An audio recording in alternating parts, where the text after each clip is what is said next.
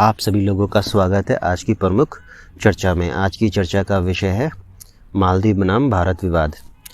मालदीव बनाम भारत विवाद वैसे तो कोई बहुत बड़ा विवाद नहीं है, पर लेकिन जिस प्रकार से यह हमारे सामने आया उस प्रकार से देखा जाए तो ये काफ़ी निंदनीय माना जा रहा है, क्योंकि इस विवाद में जो प्रमुख विषय था वो माननीय प्रधानमंत्री जी के ऊपर की गई अभद्र टिप्पणियाँ थी।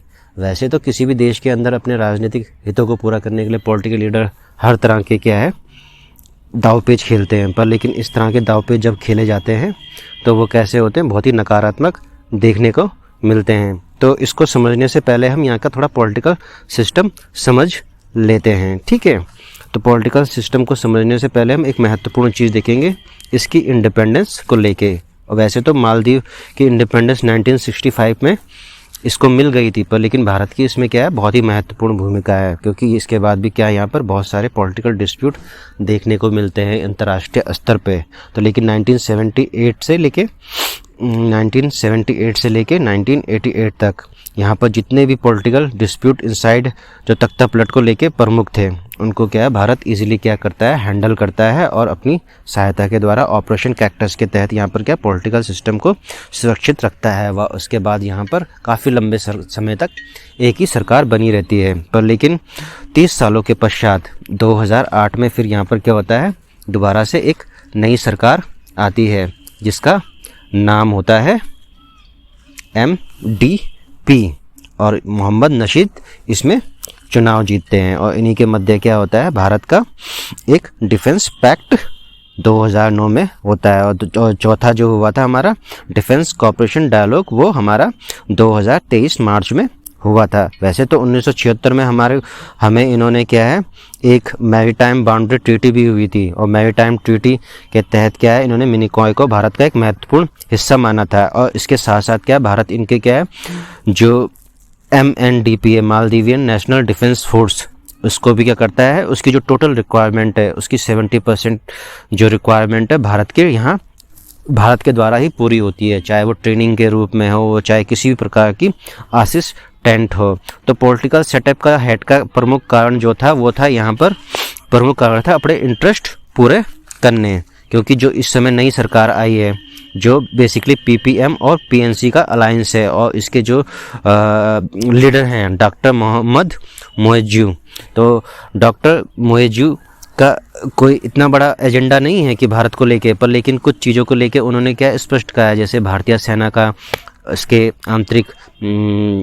आंतरिक मामलों में कोई हस्तक्षेप न करना, वो चाहे किसी भी प्रकार की असिस्टेंट और मिलिट्री वो नहीं चाहते हैं।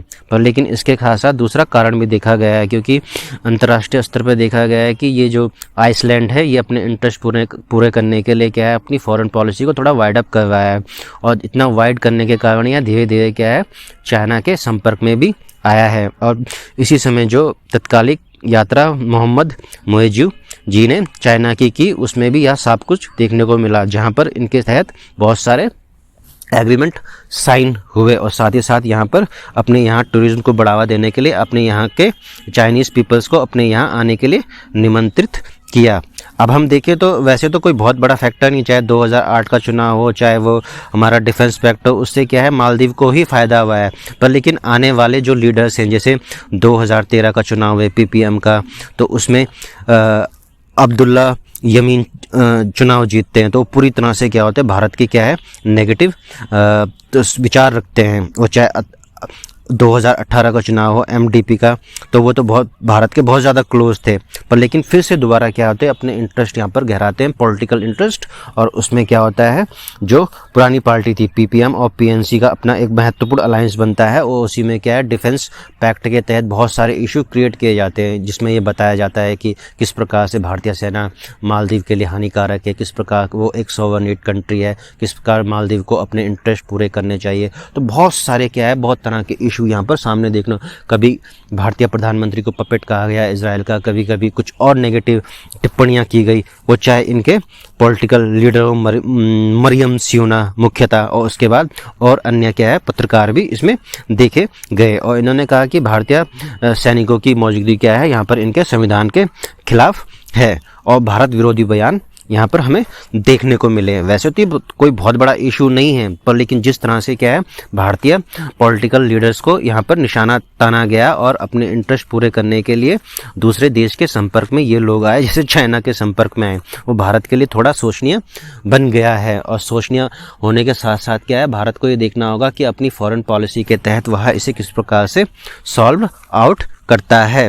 वैसे तो लक्षद्वीप कोई बहुत बड़ा देश नहीं है, ठीक है, वैसे मालदीव कोई बहुत बड़ा देश नहीं है, पर लेकिन लक्षद्वीप से बहुत ज़्यादा इसकी नज़दीकियाँ हैं। भारत जहाँ लक्षद्वीप में अपने टूरिज्म को विकसित करने जा रहा है वो मालदीव के लिए थोड़ा क्या चिंताजनक हो सकता है, पर इतना चिंताजनक नहीं है, क्योंकि मालदीव वैसे भारत को वीज़ा फ्री क्या है टूरिज्म प्रोवाइड करता है। और लक्षद्वीप में तो हमें प्रशासन की अनुमति लेना पड़ती है, क्योंकि यहाँ पर क्या बहुत सारे द्वीप ऐसे हैं जहाँ पर प्रतिबंधित होते हैं। वैसे मालदीव में बहुत सारे द्वीप प्रतिबंधित हैं, फिर भी लेकिन इसका जो अर्बन एरिया है 40% वो काफ़ी अच्छा डेवलप्ड हो रखा है। वहाँ टूरिज्म के दृष्टिकोण से ये भारत के पॉइंट ऑफ व्यू से बहुत ज़्यादा इंपॉर्टेंट, क्योंकि भारत का कल्चर और इसका कल्चर बहुत, दक्षिण भारत का कल्चर और मालदीव का कल्चर बहुत हद तक मिलता है।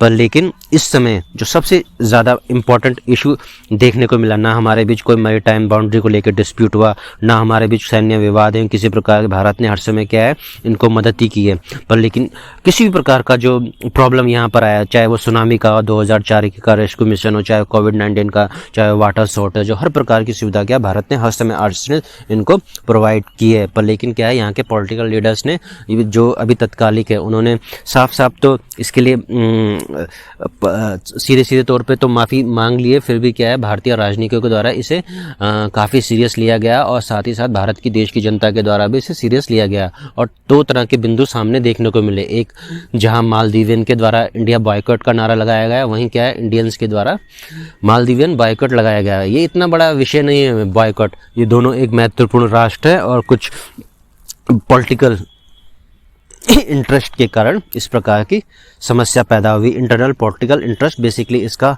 मुद्दा था। और भारत के वैसे भी क्या है हर तरह के हित, चाहे वो राजनीतिक हों, चाहे वो आर्थिक हों, चाहे वो सामाजिक हों, वो चाहे किसी प्रकार के दक्षिण भारत के संपर्क हो, ये मालदीवियन आइसलैंडों के साथ हो, चाहे वो लक्षद्वीप का इससे बहुत अच्छा रिलेशन हो, चाहे श्रीलंका के साथ हमारे संबंध हो, तो वो सभी भारत के लिए क्या है, हमेशा पड़ोसी देशों के लिए क्या है बहुत ज़्यादा क्या है भारत के हमेशा क्या है इंटरेस्ट रहता है। वो हमेशा क्या कहता है इंडिया नेबरिंगहुड फर्स्ट पॉलिसी, हमेशा क्या है नेबरिंगहुड फर्स्ट पॉलिसी हमेशा क्या है उसकी प्रायोरिटी रहती है, और वो हमेशा अपने पड़ोसियों की हमेशा मदद के लिए हमेशा आगे रहता है।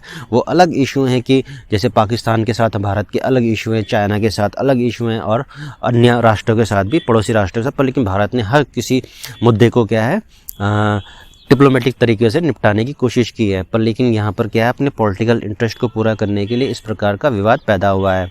ऐसा कोई इंडिया बॉयकॉट और मालदीवियन बॉयकॉट का ऐसा कोई महत्वपूर्ण मुद्दा नहीं है, पर लेकिन फिर भी आपको इसको ध्यान में देखना होगा। और साथ ही साथ में क्या है आने वाले समय में दोनों देशों के बीच जो महत्वपूर्ण संबंध और भी प्रगाढ़ होंगे, उससे क्या है भारत के भी इंटरेस्ट पूरे होंगे और साथ ही साथ में मालदीव के भी इंटरेस्ट पूरे होंगे। चाहे मालदीव अपनी क्या है फॉरेन पॉलिसी को उच्च स्तर पर लेके जाए, ओपन गेट पॉलिसी अपनाए और चाइना को क्या है सपोर्ट करे, क्योंकि चाइना एक बहुत ही बड़ी अर्थव्यवस्था है और उसकी जो डेब्ट पॉलिसी है जिसके तहत क्या है उसने बहुत सारे देशों को क्या मदद प्रोवाइड की है।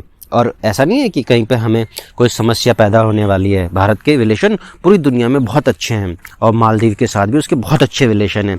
बस ये थोड़ा सा क्या चिंताजनक है। वैसे भारत की सरकार जो है मोदी सरकार है वो काफ़ी नम्र विचारों को रखने वाली है, इतनी उग्र विचारों को रखने वाली नहीं है। और भारत सरकार के द्वारा तो किसी प्रकार की टिप्पणी इस तरह की नहीं की गई है मालदीवियन लीडर्स को लेके।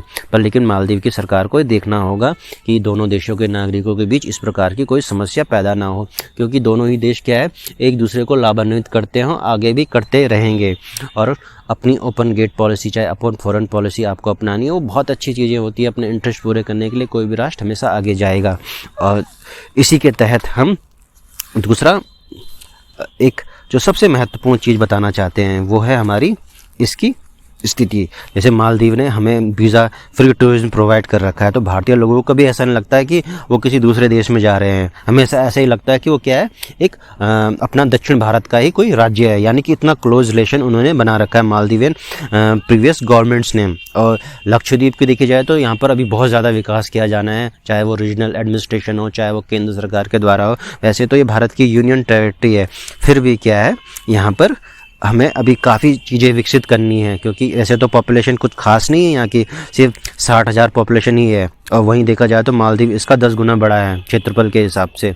और इतनी चिंता करने की ज़रूरत नहीं मालदीव को कि लक्षद्वीप उसको बहुत ज़्यादा चुनौती देगा विकास के मामले में, ऐसा बिल्कुल भी नहीं है। यह बेसिकली जो मुद्दा था पॉलिटिकल इंटरेस्ट को लेकर सामने आया है। जैसे ये पॉलिटिकल इंटरेस्ट पूरे हो जाते हैं, वैसे ही क्या है, दोनों राष्ट्र फिर से क्या है, अपने इंटरेस्ट को देखते हुए क्या करते हैं, बातचीत करने लगते हैं और समस्याएं सुलझने लगती हैं। और ये समस्या भी इसी प्रकार सुलझ जाएगी।